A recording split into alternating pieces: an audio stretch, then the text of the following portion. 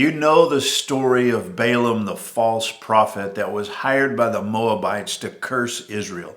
They were afraid of the Israelites because they had seen them conquer the Amorites. And so the king decided that the thing to do was to hire a prophet to curse them so that they would be magically weakened somehow and he could be able to have a military victory over them. The prophet, of course, actually winds up in a conversation with the true God. And this is at God's doing, not the prophet's. He's a false prophet. He's a pagan prophet.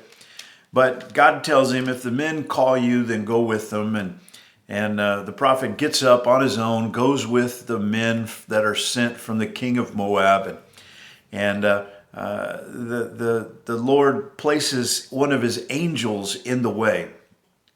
The ass that the prophet is riding on can see the angel, but the prophet can't. She winds up crushing his foot up against the side of a cliff, and he's beating on her. And the Lord opens the ass's mouth, and she talks with him. And she says, "What are you whooping on me for? You know, you can't see this great danger in our way."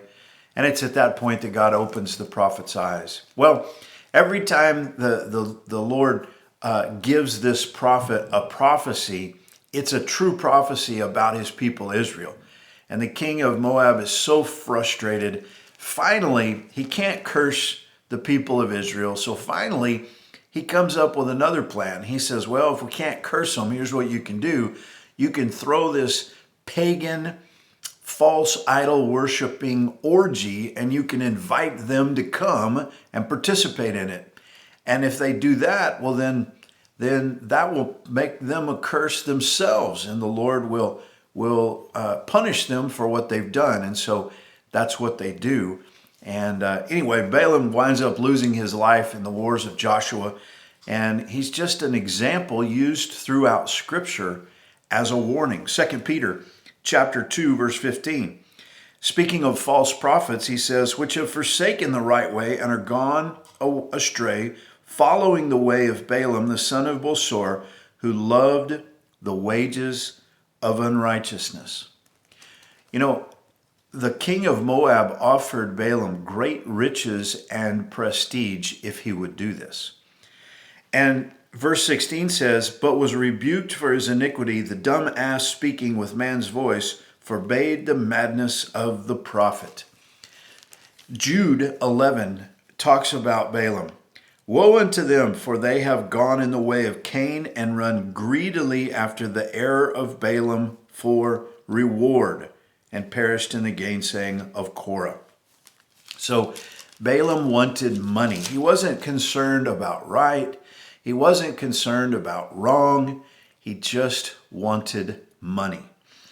In Revelation chapter 2 and verse 14, Jesus tells the church at Pergamos, but I have a few things against thee, because thou hast there them that hold the doctrine of Balaam, who taught Balak to cast a stumbling block before the children of Israel, to eat things sacrificed unto idols, and to commit fornication.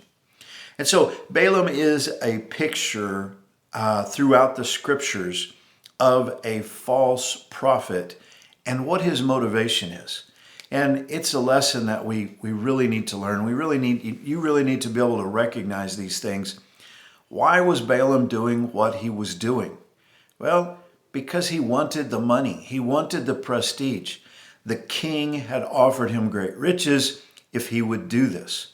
And so we see that he's a false prophet. We see that he's interested in reward, in money. That's why he's doing what he's doing. And his tool is, if he can't actually curse the Israelites, then he teaches the king how to make them be a curse to themselves. And so he is a diabolical person that we see in Scripture.